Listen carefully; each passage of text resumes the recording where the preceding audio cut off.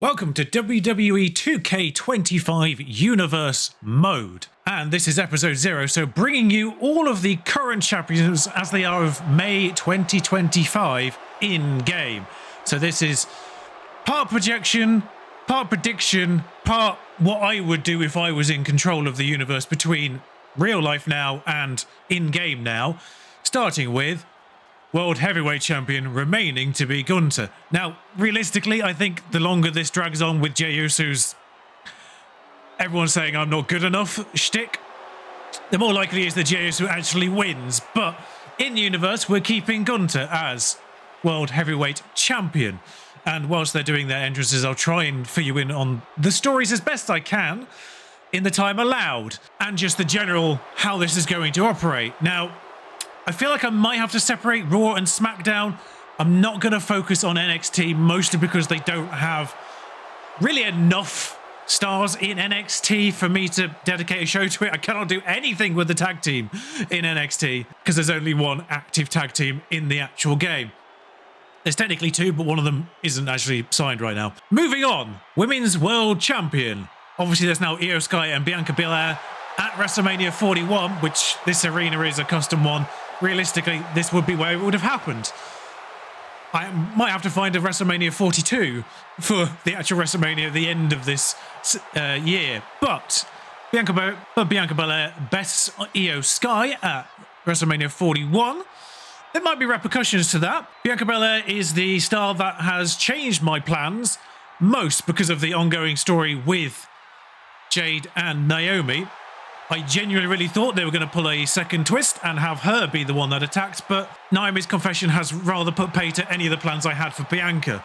However, she still wins. There's still vengeances. Men's Intercontinental Champion remains Bron Breakker. The dogs remain on top here. Bron's title might be the one that kind of comes most into focus over the coming weeks, but for now he holds on to this. But yes, best be sure that there are a whole host of people lining up to challenge for that particular title. But for now, Bron remains on top.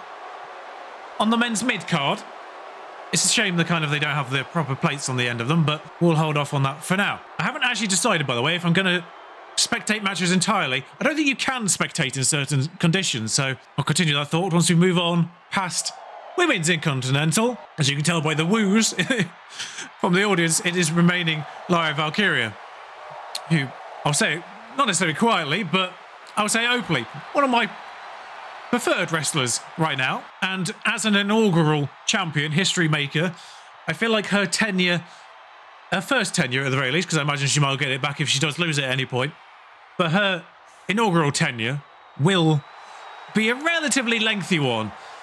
She's also, I feel like, a pretty good champion in the sense that she's from the stable of open challenger, even if she's not necessarily issued an open challenge specifically, but she's open to challenges, shall we say, and so far has defended against Dakota Kai, Ivy Nile, and I would hope she defends against Raquel Rodriguez, the current, as of recording, #1 contender, and I think she may hold on to it beyond WrestleMania 41 at least. So again, no shortage of challenges here either on the mid-card. The big headline, of course, at WrestleMania 41 is Cody Rhodes versus John Cena, and that animation already on the Titantron does somewhat give that away.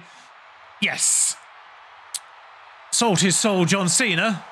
Still getting cheers at this point in this universe because I had to set up a separate one just to do this recording of all the champions. In the proper universe, he will get boos. I did have to set up a custom PLE to get all this recordings done with the correct champions together. So I had to do it separately so it didn't affect anything going on in the true universe. You can be rest assured that he will have the proper crowd reaction at the time. But undisputed WWE Champion is John Cena. The repercussions of that alliance with Final Boss will certainly be felt over the coming months.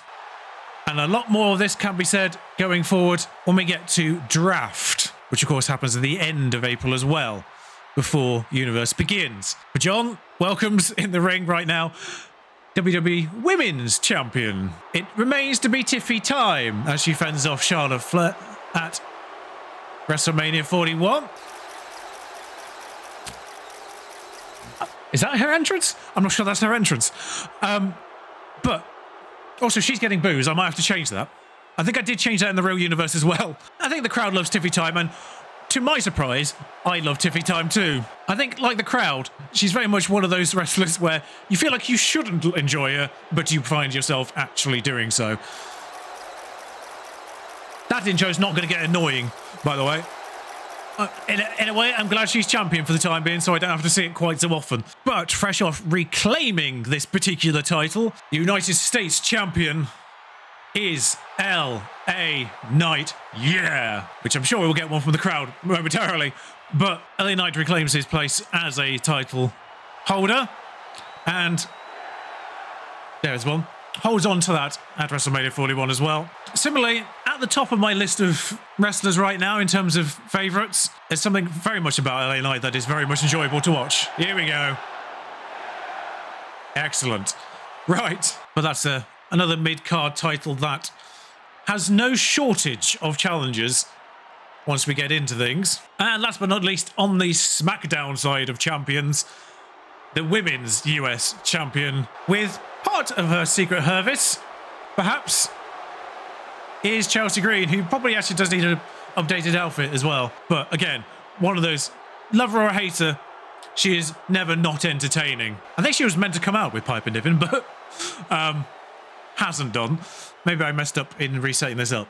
But her secret service, of course, in real life, has just added Alba Fire, who I don't actually mention, I now realise, in the draft. I haven't set her up as being in the draft reveals, but Alba Fire is now with Chelsea Green on SmackDown, so she has moved to SmackDown in universe as well. We move on to tag teams. And first, representing Judgment Day, of course, Liv Morgan and Raquel Rodriguez remain the women's tag team champions after claiming them off Bianca Belair. I have managed to acquire a relatively sensible looking Raquel Rodriguez outfit. Baffling they haven't sorted that out by now, but the women's tag team champions do come out first here. Obviously the situation with Bianca, Naomi, Jade, they're not coming back to reclaim this anytime soon, but again, with the women's tag team being defended across all three platforms, there are plenty of people who may want to take this title off them shortly. In universe, because again, I'm not quite sure why it's not being announced yet officially, but Backlash is going to be towards the end of May. In real life, there is a Saturday night main event scheduled towards the end of May.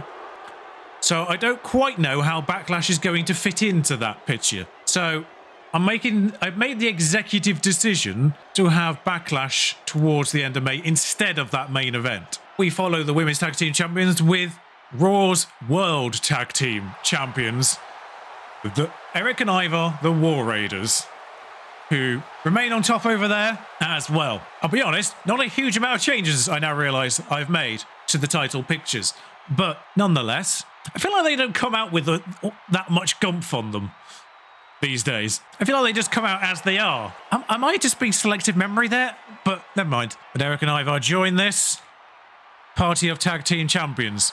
How long they hold on to these titles, though, remains to be seen. Moving on to the SmackDown side of things. The WWE Tag Team Champions, after a chaotic, as per the recent tag team picture over there, but a chaotic conclusion with a four-way ladder match at WrestleMania 41, Street Profits come out on top. It was a match that was due to be between DIY, Pretty Deadly, Street Profits and Motor City Machine Guns, but Chris Sabin suffered an injury in the build-up to that, and they were replaced by Los Garza. Who knows how long Chris Sabin will be out for? Although, I think, realistically, we can work out how long that is for. Nonetheless, Street Profits come out on top at last, claiming what they felt should be rightfully theirs anyway, after their brutal attack, or receiving of attack. But again, having claimed that in a four-way fight to begin with, and when Motor City Machine Guns managed to return into this SmackDown tag team picture, it may have been chaotic in the run-up to them winning that. I don't think it's going to really get that much less chaotic following it either. Side note, if you do notice, Raquel Rodriguez has changed her uniform in the background. That's because I had to reset this up because I did put the wrong people in. But a timely reminder, though, that Raquel Rodriguez still has her old outfit in the game. Why? And just to complete the tag team picture as well, we'll move on to NXT, where I'll talk about all things NXT. because they are the only tag team in NXT that are actually in NXT still in real life, that are in the game. There is one other competitor, and they're not on the roster as far as I can tell anymore. So there's no Hank and Tank and etc. and so forth. Josh Briggs is in the game, but his partner isn't. So this is part of why NXT can't really be part of this. It exists in the background. I will follow their champions in the background, but because I can't really do anything with the tag teams down there, the NXT picture is somewhat incomplete. In regards to NXT as well, I have watched the latest episode as of recording this as well. I had to watch that really quickly because I had to make sure the result between Julia and Stephanie Fouquet actually aligned with my prediction. It did. I will talk about the NXT picture a little bit more now as we go through the draft picks and the alterations to the universe. And we start with Roxanne Perez, who's had a very big 2025. She is joining Raw.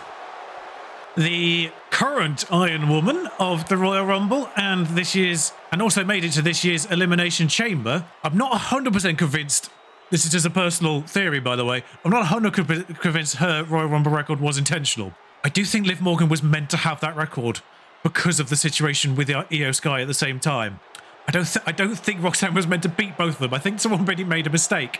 But nonetheless, she has it now, and it has catapulted her forward. Real WWE has had to deal with that, and so will I. And it only makes sense that Roxanne gets her chance at the big time. So she has joined Raw. Following her to Raw is Julia for the time being. Just a custom creation, of course, and I will try to remember to put the creators in the description for these ones. But Julia and Stephanie did have a fight, a winner takes all for both titles on NXT yesterday as we're recording this, but being British, I watched it obviously as soon as I could this morning, and my prediction was that Stephanie would win both of them. In Universe, there was a rematch to be held for just the women's again, but before that could happen, the rematch, both Julia and Stephanie were attacked by an unknown assailant, which has left both of them out of action, even though she does exist here right now, for the time being. Julia being drafted to Raw in the meantime. Her counterpart, Stephanie Fouquet, despite being injured and coming out onto this stage right now, good lord, I wasn't expecting that for the entrance. Like I say, is a custom creation. Oh, I hadn't tested it, if I'm completely honest. That is, apologies if that's hurting your eyes. It's somewhat hurting mine. But Stephanie Fouquet joined Smackdown. I'm not quite sure what the N on her chest is for. But, as I say, before she could defend both titles against Julia, she was attacked and is out of action for the unforeseeable future. Julia might return earlier, because I think her custom creation is slightly better for now. If I can find a suitable Stephanie Fouquet in the meantime, maybe we can bring her back into the picture earlier until we get the official one in. But honestly, I just think Stephanie's moveset is a little bit more unique. That might become a little bit more problematic.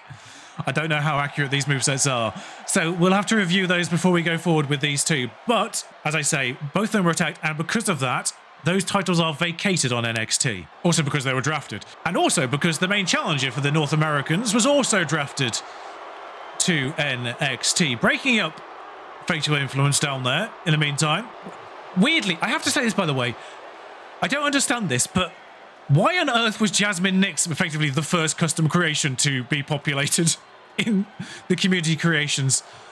There was like half a dozen Jasmine Nixes before there was one Julia or one Stephanie. I don't understand it. No offense to Jasmine Nix, but why her first? Why was she the popular first choice for everyone to make? So there are now two members of Fatal Influence down there still. We will just be a tag team down there. Last but not least, from NXT, joining the main roster, the ruler himself, as you can hear by the crowd. Who, indeed. Obafemi joins Raw.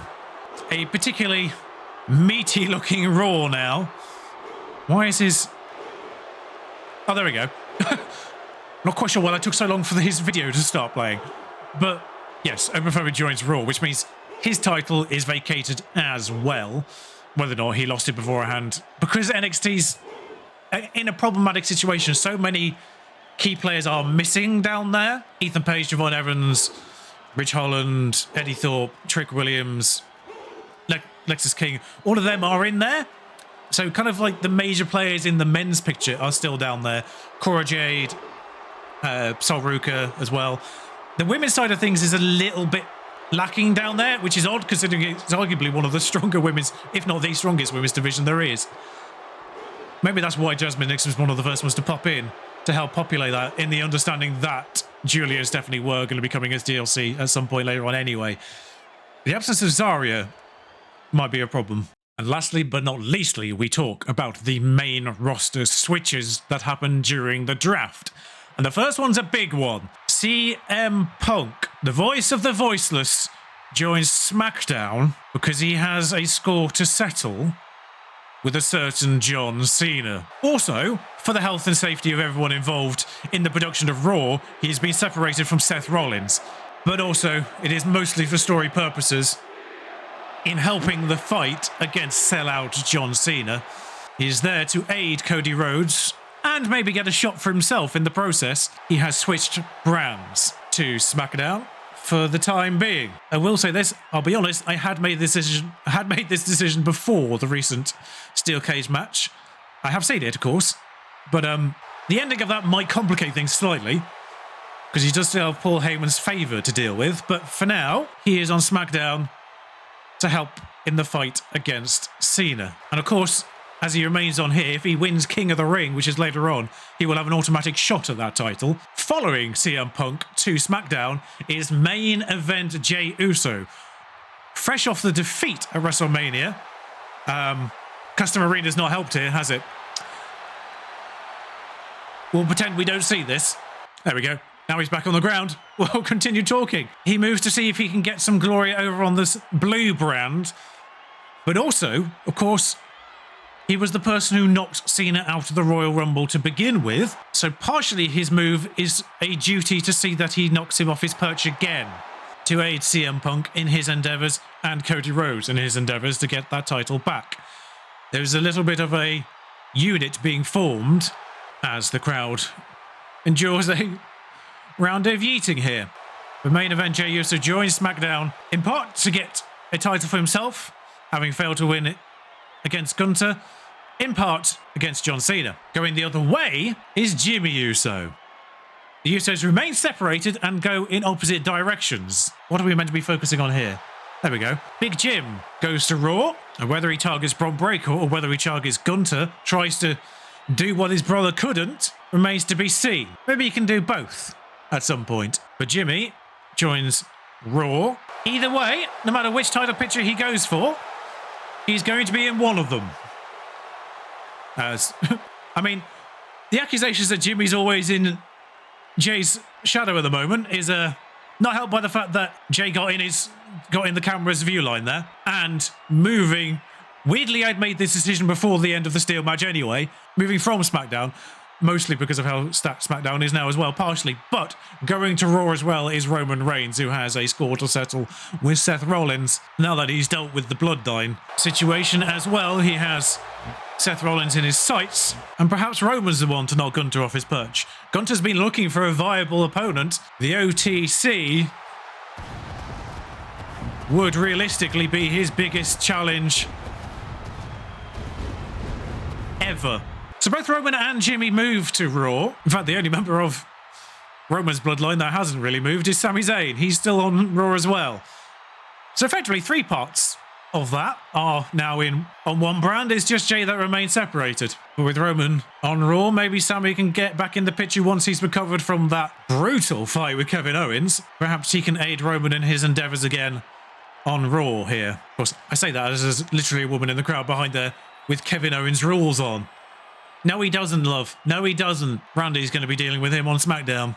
They've not moved. But yeah, Roman's arrival on Raw is one of the bigger, if not the biggest shake-up of all. He doesn't necessarily have a part to play in taking down Cena. And frankly, Cena, Cody, Roman, CM Punk and Jey Uso all on the same brand. That's a lot of star talent to handle for one brand. And don't forget, Drew McIntyre's still over there as well. God knows what a Drew McIntyre with all them people to be in the shadow of would do. And joining Raw as well, that's one big SOB. I'll also just make a note on Braun Strowman. Arguably, in my opinion, the most underrated wrestler in the game. He's only 81 rated.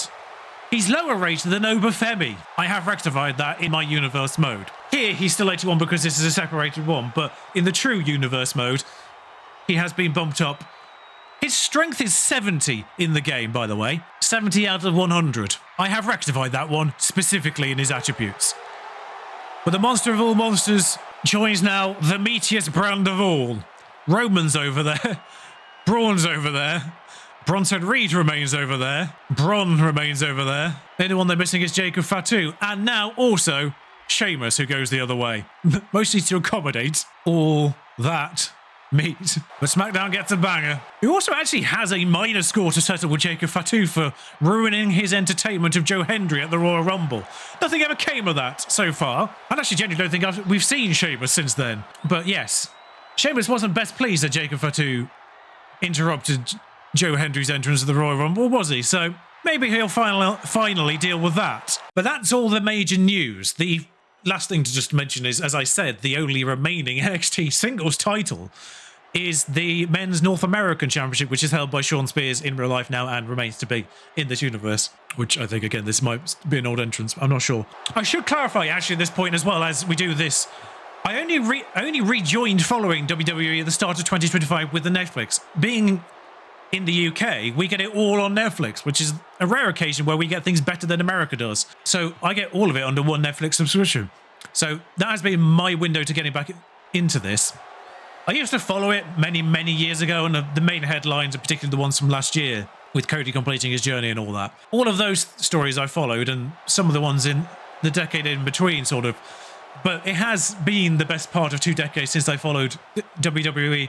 Heck, it might even been WWF at that point, religiously. It's been a while. So there are storylines I am getting caught up on still, but for the time being, Shawn Spears is the only singles title that actually has a name to it. All the others are vacated for the time being, and NXT will sort that out themselves. Turning to Yandos is challenger here, but I'll just continue talking over this for the situation here. So I will release my universe mode on the same days as they kind of happen in real life, but before them. So I will release on Mondays and Thursdays. I will release the Raws on Mondays and I will release the Smackdowns on Thursdays. That's how that's going to work. And as I say, I don't know whether to just spectate the matches and commentate over them or be involved in them, but we'll decide that one. But this is the picture. NXT will remain on the calendar. You just won't see it, just so I can accurately reflect who is NXT champions at any given point, should they be involved in a major PLE or what have you, later on at some stage, like the Royal Rumbles or Elimination, like Roxanne did this year, essentially. So if that becomes a situation at a Rumble or Vengeance or something like that. So this is the calendar for May. The Backlash is where, as I say, the Saturday Night main event would be effectively the weekend after. I don't know whether to include that as well still with the Backlash. Like, people are theorizing Backlash might be May the 17th in Italy, something like that. I've tried my best to try and fill this calendar up with the things in the right places. Money in the Bank's a weird one, mostly because I want the King and the Queen of the Ring in there, and there's no scheduled King and the Queen of the Ring yet. SummerSlam is where it should be. Clash at the Castle is where it is in real life because it's going to be Clash in Paris. If someone makes a Clash in Paris before that comes out, that would be placed properly. Bash in Berlin has just moved as well because it's where Clash at the Castle is now. So that's just arbitrarily the end of September.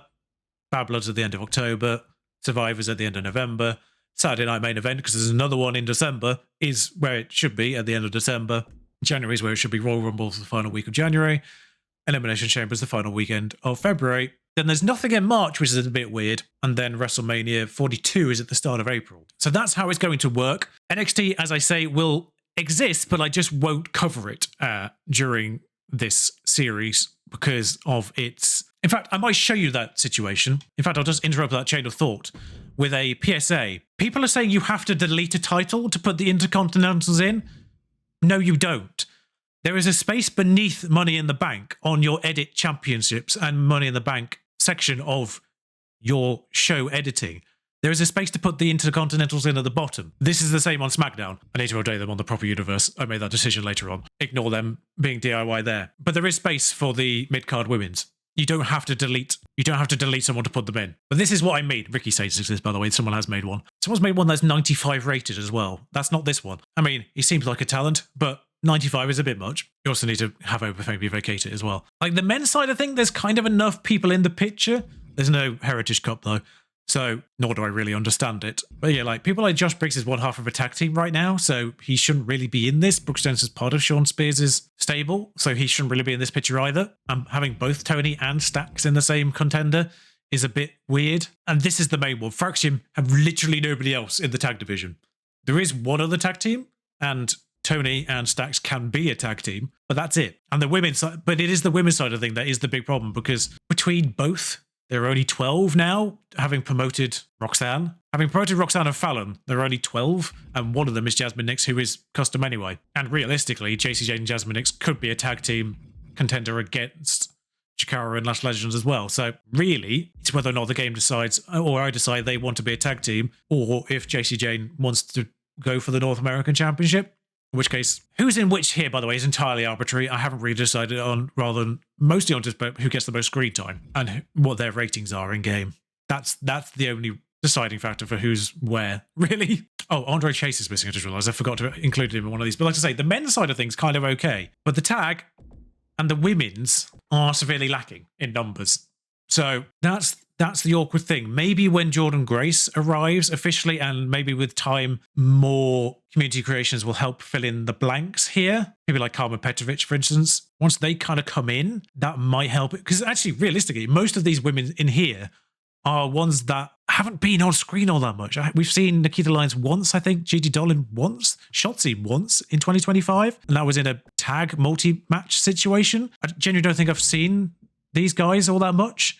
Kalani and Jada have got a huge feud, and Cora Jay's been involved quite a lot. Lola Vice, I think we've seen once or twice as well. And Sol with Zarya, we've seen a fair amount recently. But Tatum Blacksley, I'm pretty sure I've never seen in 2025. Thea Hale, not seen in 2025 either. And Lyons once. It's a weird situation where kind of the ones that are getting time, I've either promoted or don't exist. So NXT will just simulate in the background, and whoever's holding those titles at various points might become a storyline and might enter the picture for being drafted up next year. I'm hoping for a Zarya creation, really, because that will help Sol Ruka down there, but especially being a tag team, that might help them be involved a little bit more, because if we have tag team championships challenges, we can bring them and have their challenge on either Raw or SmackDown, because that's defended across all three, and Liv and Raquel can defend that wherever we like. So you can play a, Jakara and Lash have fought Sol Ruka and Zarya for a number one contender role, and then they challenge them on SmackDown and Raw, and they can be involved in the main roster shows. But beyond that, we can't really do much with them. But that's it. That's the calendar. Those are the champions. Those are the draft changes. The first official Raw video will be out on Monday. I will see you for that. If you're excited for this, do give us likes, comments, and subscriptions. That one's probably the most important of all, really. But comments, very much appreciated about where you think things are headed. Not going to lie. The lack of twists in the whole Naomi Jade situation, actually, beyond that main one. I really thought there'd be a few more twists and turns, but no, that's rather scupping my plans, because I'm going to say it now. I had a suspicion that Bianca might have sold out as well, because there was a point where the EST in WrestleMania line, you can't have one without the other deal. There was a point where after Cena's heel turn, that suddenly felt like Cena's it's what's best for business. So I thought that Bianca might have done it to get singles glory again, and sold out in the process. Seemingly Naomi has done it, which has kind of ruined my plans, because that was going to be a storyline. But, I'm trying to keep it as accurate as possible, whilst obviously certain aspects are. Like now, I think Jay might beat Gunther, but Gunther remains here. Like things like that, the storylines are partially predicted, partially wishful. And I'll see you on Monday, where the first of those storylines will play out. Thank you for joining me. Until next time, ta-ra!